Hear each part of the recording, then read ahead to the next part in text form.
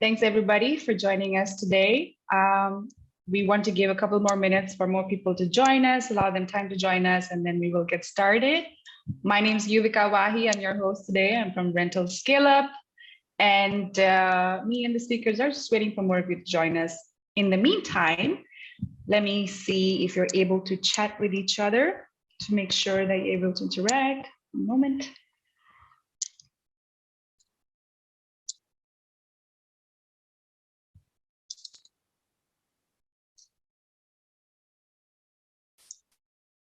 All right, chat is now on. You should be able to participate. You should be able to leave your comments or talk to each other using chat. If you're not able to, please let me know.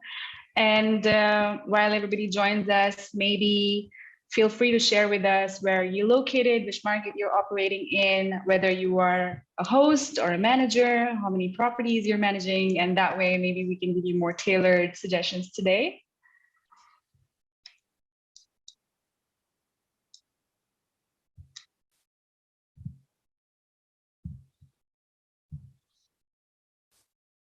If you have questions today, you can use the Q&A feature in the Zoom toolbar to ask your questions. The last 10 minutes of the webinar will be dedicated to solely answering your questions, and your questions will either be responded to directly in text or live on air towards the end. Chat is disabled for a lot of people. Oops, okay. Let me go and fix that for you.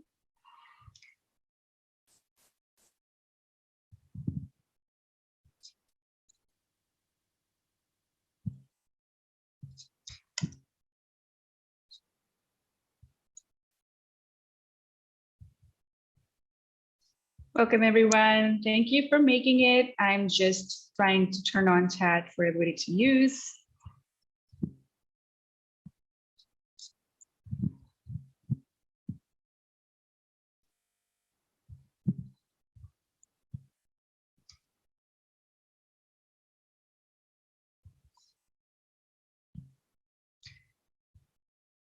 All right, there we go. All set. Everyone can now chat with everybody. So you should be able to use the chat feature. And you can use the Q&A button to ask questions. I think it's time we got started. Thank you everyone for joining us. My name is Yuvika Wahi. I'm the head of content and community from over at Rental Scale Up. And today we are here to discuss, thank you for making it to our webinar titled Last Minute Magic, Free and Paid Marketing Strategies to Boost Short-Term Rental Bookings. The event's due to last an hour in total. Again, please ask your questions and they will be answered in the last 10 minutes of the event. Today I'm joined by 3 marketing experts because we are talking last minute bookings, but we're talking specifically free and paid marketing strategies to attract last minute bookings. Why last minute booking specifically? Because you may have noticed if you've been reading recent trends data that currently we know short-term rentals are experiencing increase in demand in most markets. We know travel demand is increasing in most markets, which is great news for everybody. But it's not just us who knows this. Now the whole world is wise to this, which does mean that more and more supply is entering the market as well. So while demand's up, so is supply. And this could mean lower occupancy as there's more of you, and demand is spread thin among more of you as well.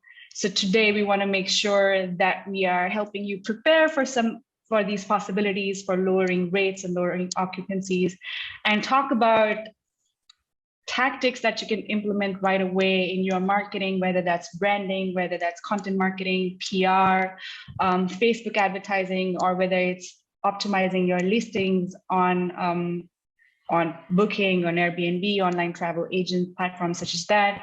And our objective is to share as much as we can for you to take action immediately and make your listings attractive to last minute travelers.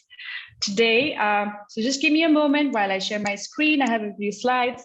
Don't worry, just introducing you to everybody, and then I will let I hope you can see my screen now. So, oops. All right, so I'm from Rental Scale Up. Rental Scale Up is a short-term rental industry news and analysis media company. We share, we cover industry news, we break down trends, we analyze trends and report on what they might mean to you, hosts and managers. We also have a free weekly newsletter through which you can receive industry news straight into your inbox. And that's the link to sign up.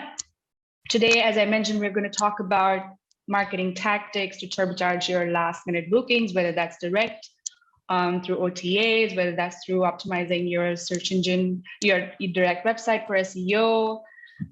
So we are going to talk about that. We're also going to talk about common mistakes that hosts and managers make that you can avoid and make sure that you are attracted to last minute travelers, and also share best practices from other hosts and managers that you can replicate, you can emulate for the best results.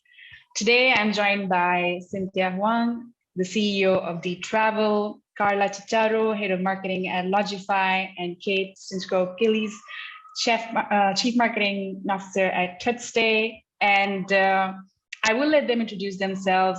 Why don't you start, Carla? I'd love to hear directly from you and learn more about what you do. Yeah, thank you. I mean, thanks, Uvika, for the opportunity of being here. So yeah, I'm head of marketing at Logify. Logify is a vacation rental software. We have, website builders, channel manager. We have all-in-one solution. And basically, where my background is, I have over 10 years experience in marketing. I specialize in SEO, content, and organic growth. I started at Logify 7 years ago in content marketing and have built the marketing team from ground up. And yeah, that's me. Thank you, Carla. How about you, Cynthia? I'm super excited to be here, and thank you so much, Uvika, for giving me this opportunity. I am the CEO at D Travel. D Travel is what we call a free travel ecosystem. So we use Web3 technologies to create solutions for the vacation rental industry. And we have D Travel Direct, which is our direct booking solution. And we're building a distribution network right now, which we're really excited about because obviously demand, which we're talking about today, is always something that is very near and dear to property managers' hearts. And I've been in the marketing space probably over a decade now. I have been more on the founder side. So really believe very strongly, like Carla, in organic marketing. My previous startup, which was called All Fantasy, I built that to over 350,000 users, all organic. And I've been in the vacation rental industry as a free manager since 2014. I'm also the co-founder of Air Host Forum, which has become the largest Airbnb or hosting forum online. And I built that all as well. So really excited to share some tips on organic marketing and free marketing, which hopefully everybody loves. Thank you, Cynthia. I think there might be something wrong with your audio. I can hear you, but the audio is a little bit scratchy. So some parts are kind of going over. I'm going to go over to Kate and then maybe check back with you to see if it's fixed. That work? Great. Yeah. Hi, Kate. You're on mute. Not novice. Hello, thank you, Uvika. Hello, everybody else. It's lovely to see such a global representation of the industry saying hi in the chat. So hello to you all. I'm Kate Stinchcombe-Gillies, as Uvika has already said, and I'm CMO at TouchStay. TouchStay being creators of the Digital Guest Welcome Book. And I've been working with them since 2021. Helping spread the word about the joy of getting rid of PDFs, getting rid of paper information and printed information, and putting all your guest information in one handy and digital accessible place. But prior to that, I have been in marketing in the vacation rental industry for a really long time. And when I say I've been in it since 2006, it makes me feel a little bit old. But yeah, way back when holiday lettings existed, I built their marketing and PR function and went on to be head of communications for TripAdvisor's vacation rental division, and then to work directly with hospitality businesses and property managers doing their marketing for them before joining TouchStay. So just like the other two, I'm an enormous fan and have my experience weighted heavily in what we call organic marketing. So the marketing that you can apply your skills to rather than pay extra for. So public relations, email marketing, social media marketing, content creation. And I'm looking forward to sharing some tips with everybody today. Thank you, Kate. Thank you for sharing that. Cynthia, do you think can maybe we hear from you again to see if your audio is working fine? Sure. Is this better? Oh, much better. Thank you. I think that works great. Okay. Awesome. Amazing. Yeah. Did you want me to do my intro again? If you could give us a quick version again, just to make sure that everybody's heard you. It's important. Thank you. Sure. Yeah. So I'm the CEO of dTravel. dTravel is a Web3 travel ecosystem, and that means that we use Web3 technologies like blockchain to create products for the vacation rental industry. And one of our first products, dTravel Direct, is a direct booking website builder, and we're working on distribution right now, which we're really excited about. Perfect. Thank you, Cynthia. It's great to hear from all of you. And this is the most interesting thing about today, about our panelists, that their forte is marketing. They have been working in marketing, specifically in short-term rental industry for a while, and they have proven their expertise time and again, whether it's through content marketing, especially when it comes to Carla, when it comes to brand building and PR, just Kate, or Cynthia, when it comes to listing optimization or targeting niche segments such as millennials, Gen Z, etc. So I'm really excited that they've joined us today, and I'm excited for you all to hear from them directly. All of the organizations have the privilege to work with many hosts and managers across the world. So I think it makes sense to hear from them directly about what they know managers are already doing correctly. So maybe the first question I have for you, and maybe you can start, Carla, is what is the one best tactic you've seen work to attract last minute bookings for short-term rental hosts and managers? You've worked with so many hosts and managers, so let's hear it. What are they doing right and that our attendees can do too?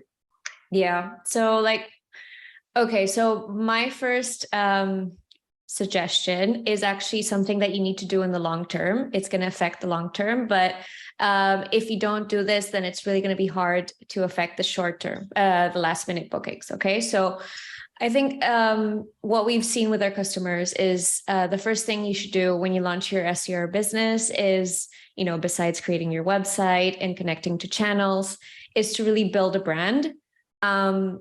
And that's not just, deciding whether your business is going to be called Villa, Blue Villas or something like that, but also thinking about who's going to be your target audience, what's your tone of voice going to be like, and really defining that. Of course, you don't have to do it very strictly. You can build it, as you go, but at least start building that up. And with that, I also mean, creating your social channels and also start acquiring the emails or contact information of your guests and all that. So once you build that brand, let's say, you should be adding that in your website content, in your social media channels, in Airbnb listings and any other listings. So we do have a really great example of one of our customers that has a website with Lodgify, right? And they have a very successful Airbnb listing as well.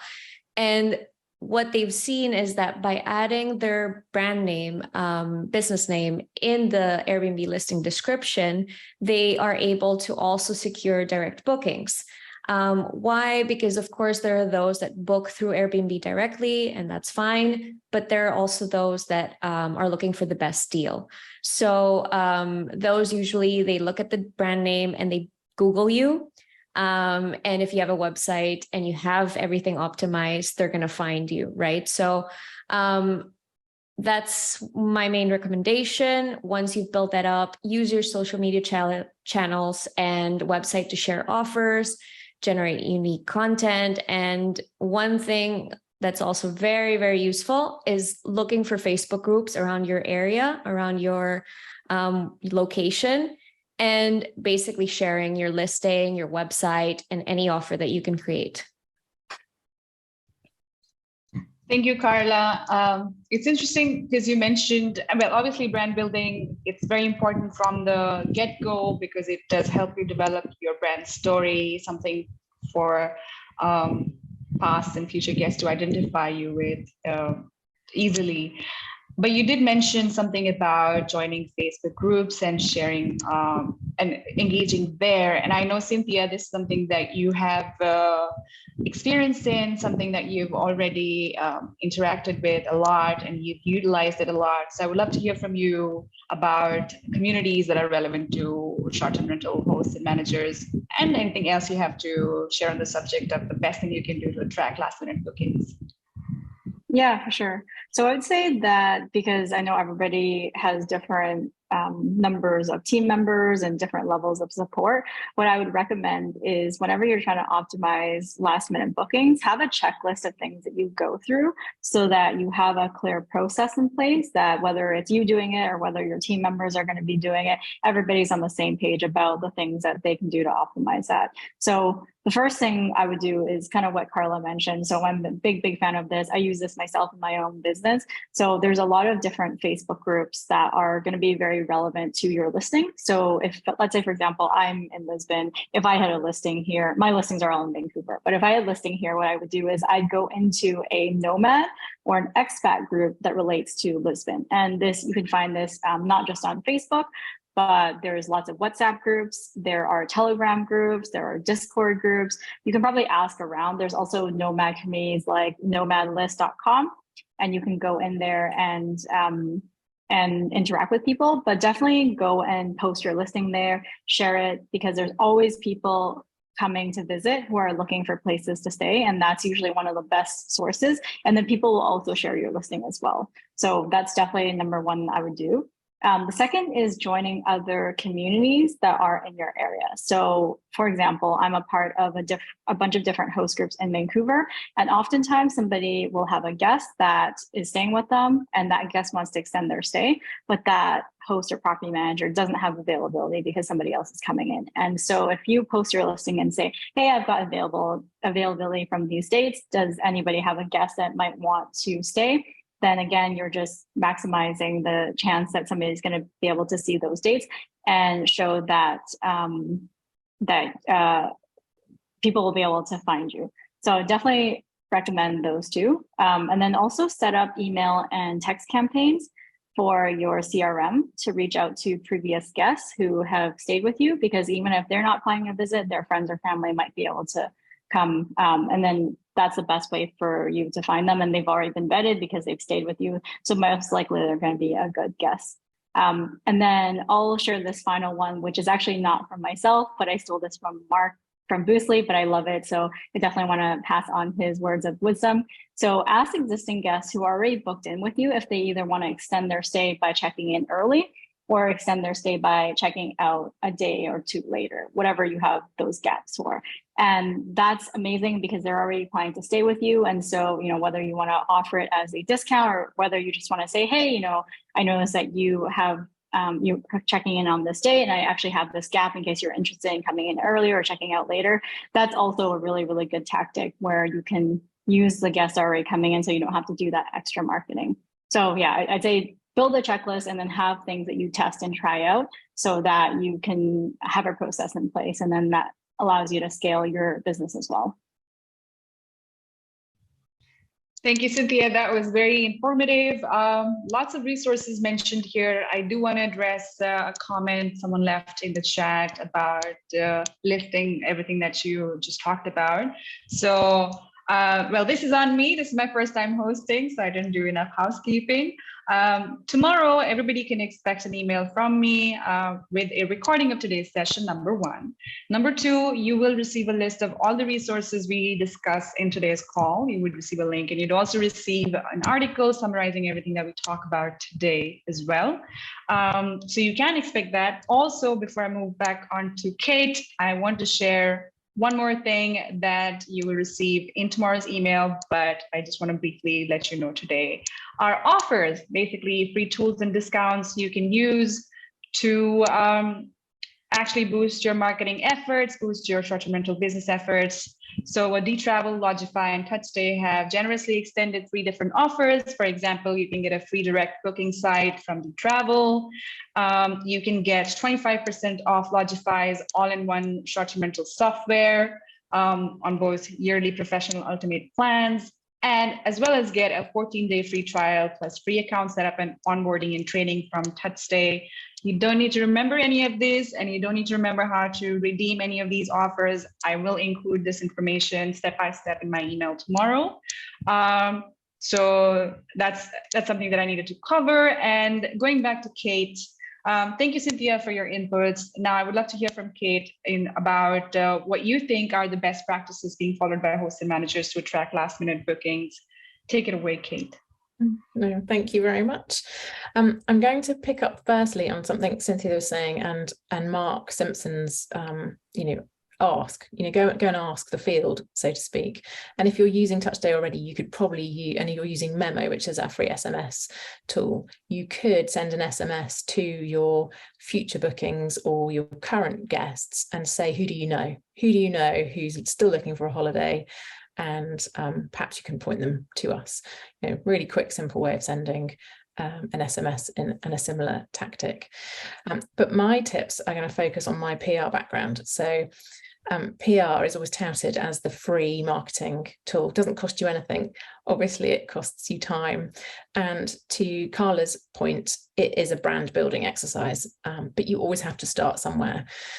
And there are various things you can do. There are various ways to find out who in the media you want to be talking about.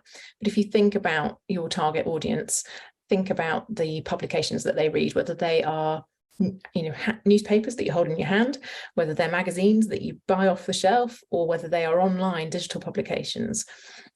Wherever you think your customer is consuming media, and travel news especially, you want to try and build a rapport with the journalists that are writing for those publications, or that are writing the specific pieces that you want your properties to feature in. So that is a long-term project, so to speak. But where I have seen success, even if you haven't done the background work and built up the relationships, is picking up on opportunities for last minute inclusion. So typically at this time of year in the UK, the newspapers particularly are running last minute features. Now, some of those features will be deal focused, but not all of them. Some of them will just be last minute availability plus reason to go to this destination. And so you could proactively pitch your property or properties to the media with it really clearly laid out what availability you've got left for the summer, really clearly laid out what the price is per week, how many people your places sleep, what's the USP for the accommodation that you're pitching, and what's the USP, your unique selling point of the destination. Why should I come to your place now? What's the so what factor? And what's the so what factor around your destination? Is there an event going on that's very much an authentic local event that perhaps the big wide world hasn't discovered yet? Or maybe there's an amazing cove, beach, woodland that is, not over touristed, and therefore will have appeal to new people and will also appeal to the media because they've probably not written about it before. The other, tied to that, how do you find these opportunities without trawling through the internet to find the email address of the journalist that's likely to write that? There are a few tools that you can use. You could use #journo request on Twitter.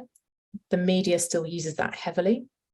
If you're in the States, you probably want to use Haro, so @HARO. There's another one called Quoted, but it's spelled with a W, not a U, so QWOTED, I think. And they're more looking for people to comment on situations or topics. And that leads me into my final point.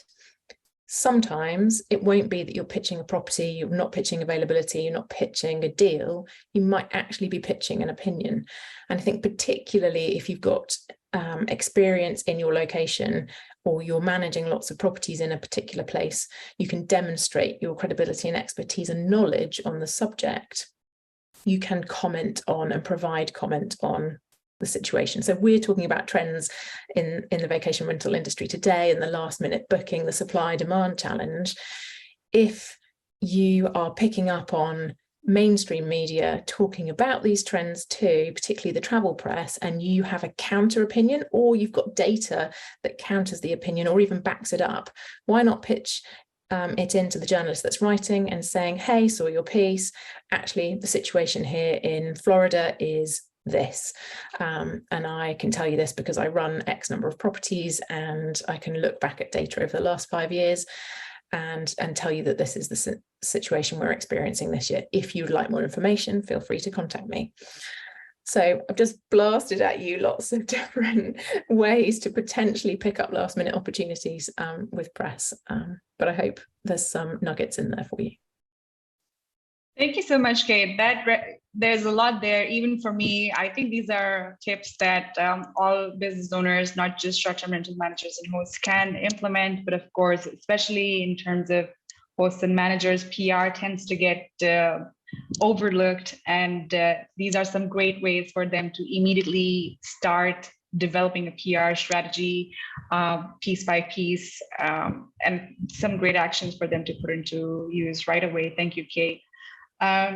Also, one other thing that I would like to add is if you're actually investing time in PR, you're developing your personal authority, subject matter leadership, and sort of like a longer term benefit of that is that if you have any influence, you will be able to influence, well, not directly, but you will be able to create awareness around short-term rental regulations, for example, which is something that all larger markets are going to be facing off with in the next few years, next few months. Some are already doing so. So creating awareness is a big part of dealing with regulation. And you can create awareness if you already have a brand, you have a voice, and you have influence in the market.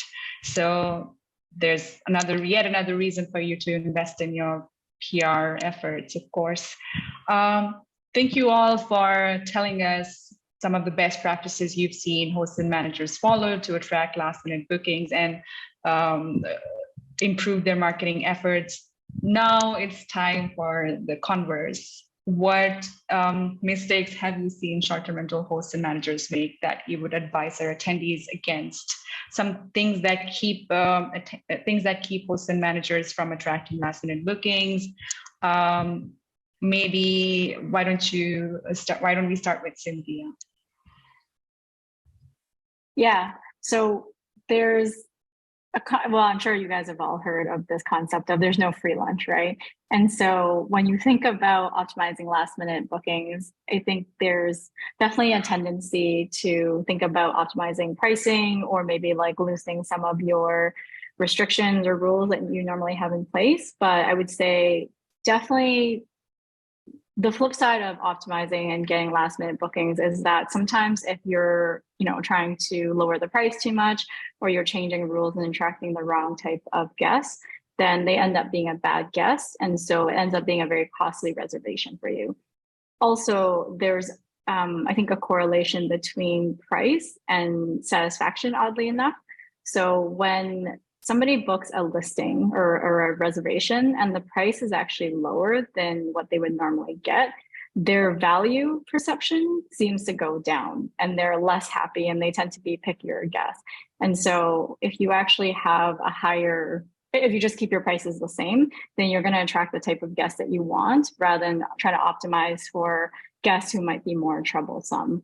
So I would say definitely, even though you obviously want to fill your calendar with last minute requests, it's sometimes better to not get a reservation than to have a reservation where you have a guest who might turn out to be really troublesome, or maybe they leave you a bad review, which ends up on the platforms anyway, lowering your search ranking. So definitely, I would say be careful if you're going to optimize for this thing. I think there's other ways that you can optimize for last minute bookings over trying to lower your price or lower your restrictions to potentially attract the wrong guests. Thanks, Cynthia. That's a great point. And I know that you said that there are other ways to optimize to attract last minute bookings, and we will get into that momentarily. But let's hear from Carla. Carla, what do you think? What have you noticed in terms of mistakes hosts and managers make? Yeah, so in addition to, discounting your rates, another big thing is loosening up your property policies. So for example, not requesting damage deposits and making your cancellation policies maybe too flexible. So those are the two big things. Another thing that came to mind was about and it just flew by me. Oh yeah, that's rental agreement. So basically that's another thing that, you always have to have, but sometimes, when you're really eager to get last minute bookings, you might waive some things. And yeah, just be careful with these things and try to find the middle ground. Another thing that we've seen is basically people activating instant booking, which, of course, we recommend doing that, but be careful as well. Like if you lower too much your pricing, you loosen up your damage, your cancellation policies, any insurance, anything. Careful with instant booking as well, because it's what, Cynthia just mentioned. You can attract people that might not be ideal for your rental. Thank you, Carla. What about you, Kate? What do you have to add? I think that one of the biggest mistakes I see, perhaps in marketing in general, in short-term rental, which then causes you to come a cropper when you're trying to shift last-minute availability, is that you are constantly selling. And marketing isn't a sales channel entirely, it's a marketing channel. So when you're thinking about marketing, market your whole business, all elements of it, and don't constantly include a link, don't constantly include a price, don't constantly sell weeks at your place or long weekend breaks. Try and use whatever marketing channels you're doing, whether you're on social media, you're using email marketing, or you're creating content. Make that content that you create, wherever you put it, a bigger piece of the pie. So you're presenting the big picture of what's involved in staying with you, what are your rooms like, what's the guest experience like, what can you do in your local area, and then feed in, and by the way, in June it's X pounds per week.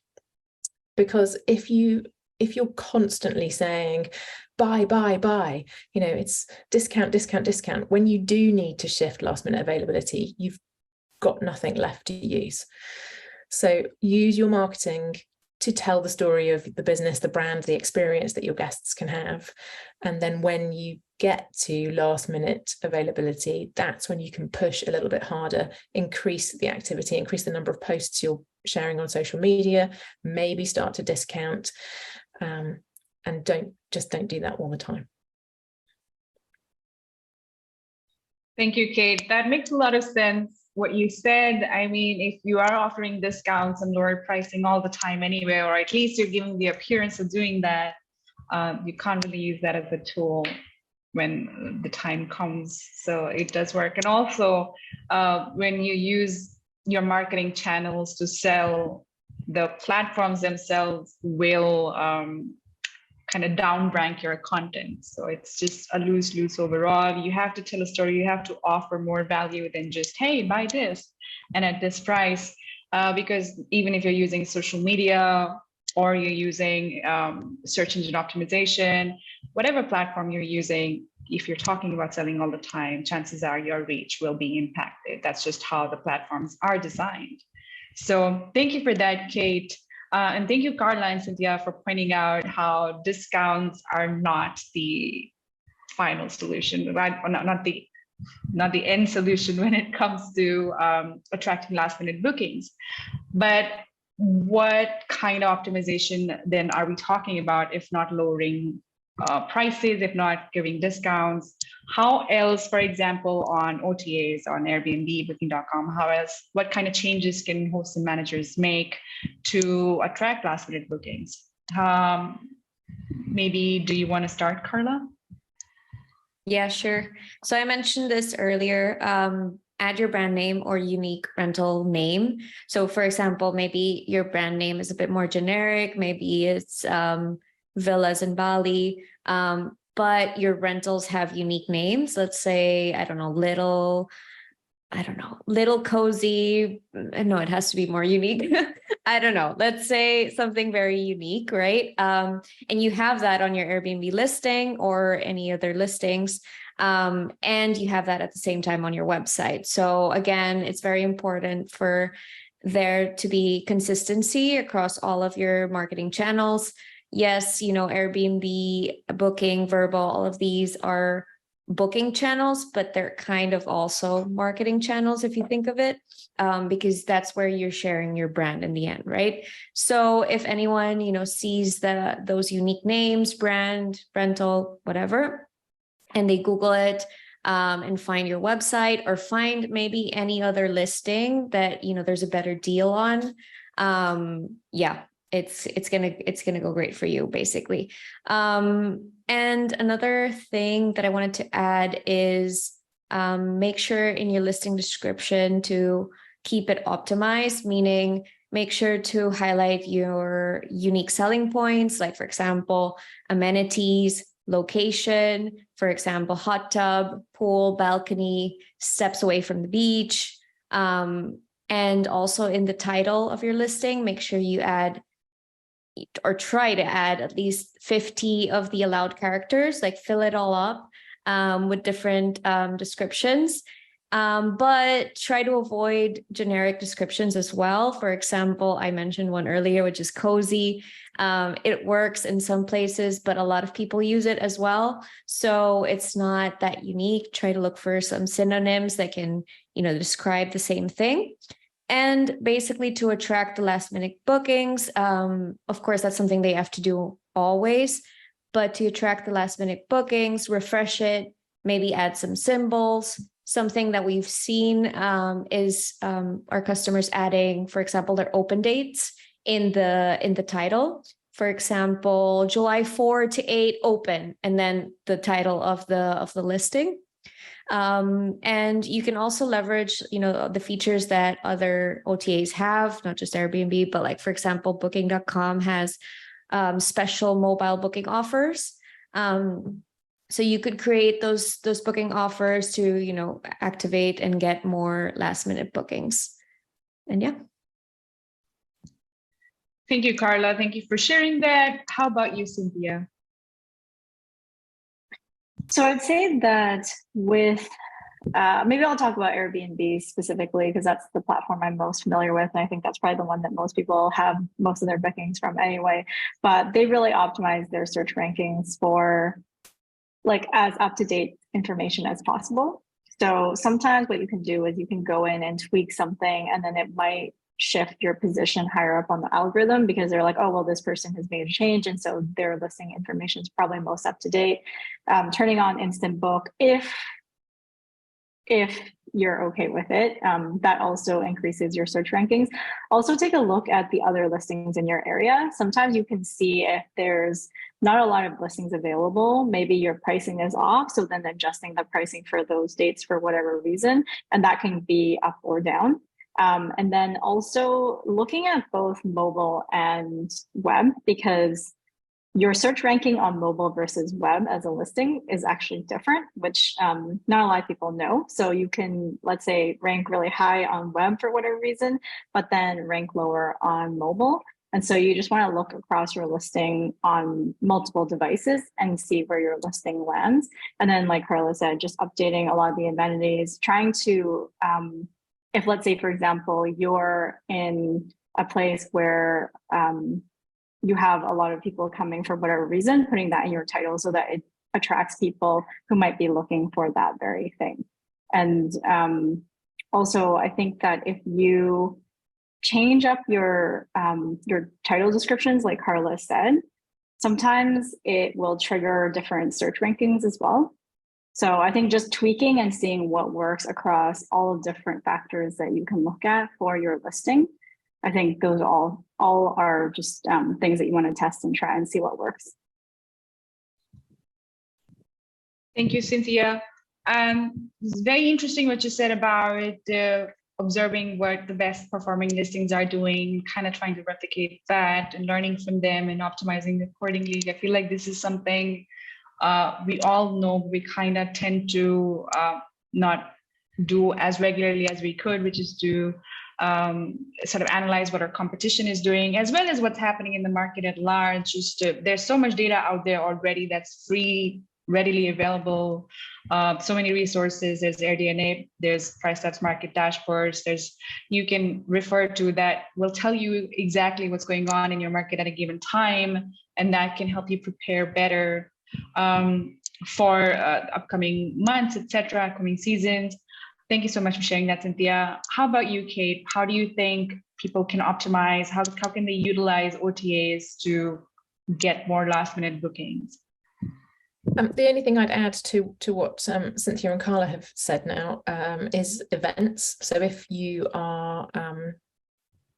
in a destination where there is a very well attended or very well known event going on, and you know there's a certain point in the year where people start to book accommodation around that event, then put that in your listing title or in very high up in your listing summary or description. And other than that, it would be to, if you are using OTAs as marketing platforms, to send messages to previous guests via the platform inboxes. Their previous guests, they know, well, hopefully they've given you 4 or 5-star reviews too, so they know the quality of your accommodation you're offering. They may well have said that they wanted to return, but even if they don't want to or can't, they will know people who are looking for a holiday. So again, it's that don't ask, don't get. Drop a message to all your previous guests through the platform inbox and see if they fancy recommending you to somebody else. Thank you, Kate. That's very interesting, because we just asked our attendees if they currently have a system in place to market to past guests, and 60% of them said they didn't. So what Kate has mentioned is actually quite an easy way to market to your past guests, to discover them and then to market to them, to reach out to them.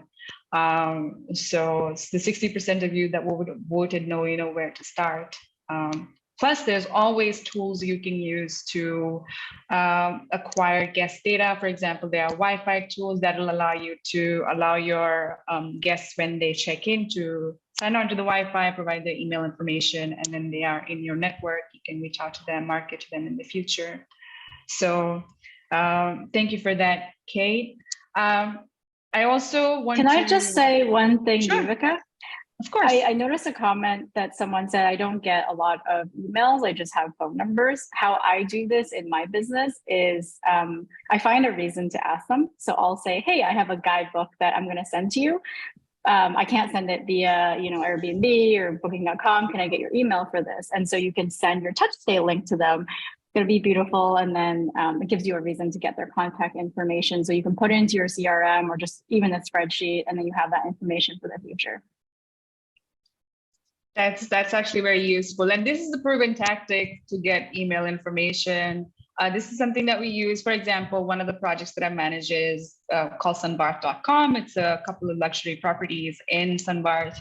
And the way we market for that is not by, obviously not by telling people to book all the time. Instead, we act as guides to the island. And in acting as guide to the island, we've also created a lead magnet, which is basically a PDF that has all the basic information about visiting the island through plane, through boat, best places to eat, things to see, etc., personal recommendations. And people can access this lead magnet, this guide to the island, for free, provided they sign up using their email. So obviously we disclose that we will be reaching out to them in the future, but we will not obviously share their information with anybody else. That disclosure is upfront, and it always works. We have now a list of about 15,000 people who only most of them, about 80% of them, signed on because of this guidebook, and they consistently engage with us throughout the community. So yes, it again goes back to providing value. If you're not just talking about what you have to sell, instead what you are genuinely trying to help, offer assistance in whatever way, improve their experience, people will be less apprehensive about sharing their information with you in general. So thanks for that, Cynthia. That's really important. That was a very important point.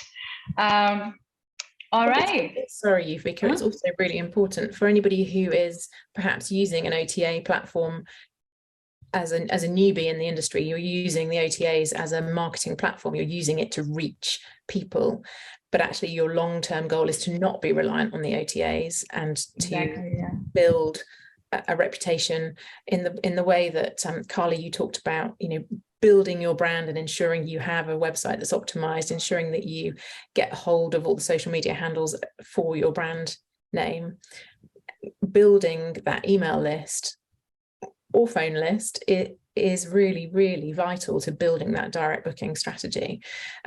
Roberta, I think, has talked about it in the chat, and how many years worth of guest data that she's got, whether that's phone numbers, physical addresses, email addresses. As long as there are so many ways to collect it now. You've touched on the likes of Stayfi for email data collection. Email collection got added to TouchStay earlier this year. The point around gathering it is being really clear that how you're going to use it, like you touched on. So you will need a privacy policy explaining how you're going to use your customers' data, but then actually use it. Don't just sit on it and think, oh, it's there, I'll do something with it later. Actually start using it, because if you don't, the customer will forget that they've given it to you. And then when you do contact them 3, 6, 9 months down the line, they'll be like, who are you? I don't remember giving you permission. And you risk actually being bumped into a spam folder. So have a plan for how you're going to communicate with prospective guests, past guests, current guests, and do make that quite a consistent exercise, however you do it, over email, SMS, social. Just be consistent. Thank you, Kate. Yeah, and that leads right back into Carla's point about building a brand consistently from the get-go.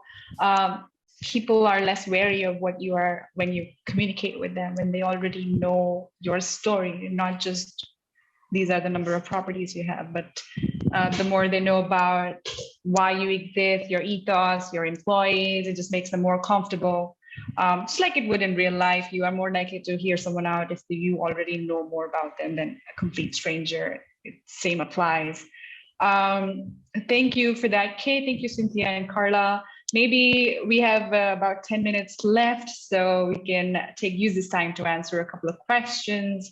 Anybody who wants to pose their question, please use the Q&A button on your Zoom toolbar to ask questions. In the meantime, let's take a question from Dennis. What percentage would you discount for last-minute guests? Who wants to take this one? I think you have to discount to the level that still works for your margins, ultimately. And if you're discounting so deeply that you're not making any money on the holiday, you have to ask yourself, how are you going to gain that back? And that is ultimately where long-term brand building can rescue you from making a loss on a booking, because that it could just be the odd week, the 1 week that you need to shift, and you're prepared to take that hit. But if you've got 6 weeks in the summer and you can't afford to take that hit, so you need to look at your pricing, you need to look at your margins, you need to look at building your brand, whether that is your own brand for direct booking purposes, or all the things, the great tips that Carla and Cynthia shared for optimizing your listings on the OTAs, Airbnb, Booking, Vrbo, so on and so forth. Thank you, Kate. Next question. What are your thoughts about using one of those companies that run a background check on folks before you accept them as guests? This is more connected to security and the quality of guests, but does anyone want to take this question? I don't mind. Yeah, so it depends. For example, in some countries, it's kind of expected that you have to do this, not really background check in terms of, I don't know, a huge background check on like criminal charges or whatever, no. But in some countries like Spain, Italy, I believe France as well, you do have to send in ID and passport information to the police. So I think it is important basically because sometimes, it's basically legal if you don't, right? So I don't believe that you have to do it if you're in the US and it's not required by state, and you don't believe that it's going to make it more secure for you, then you don't need it. But it is kind of like good practice to have at least ID information in case anything goes bad, in case you need to, go to Airbnb, cover your insurance, all that. The more information you have about your guests, a bit better. But it's true that with last minute bookings, it might be a blocker for some users. So yeah, keep that in mind, basically when to use it, when to require it, and when not. Yeah, and I think to add to that, I think there's more important cases as well. If you're going through an OTA that has protection, then maybe it's not as important because they've already done the vetting. But for your direct booking site, whether it's you collecting the information or you using a service like Superhub, who we're using as well, I would definitely recommend it in that case, because especially if you don't have insurance, or if your insurance has certain kind of requirements, you want to make sure that you're doing that due diligence upfront, because as they say, prevention is 100% better than having to react to something after the fact. So yeah, I think it depends on what platform or how you're taking the booking as well. And the only thing I would add to that is whatever system you choose to implement, make sure you experience it as a guest, so you know the journey the guest is going on, so that it doesn't create any kind of unnecessary friction. Thank you. Yeah, that's something that's always good practice. Anytime you're putting any new systems in place, you want to make sure that you know exactly the journey your guest is going to take. Otherwise, you'll never know what challenges they might face or how easy or difficult it is for them to use whatever you put in place. Thank you, all of you. Next question, I think that could be an interesting one, is any favorite tools for staying in contact with past clients?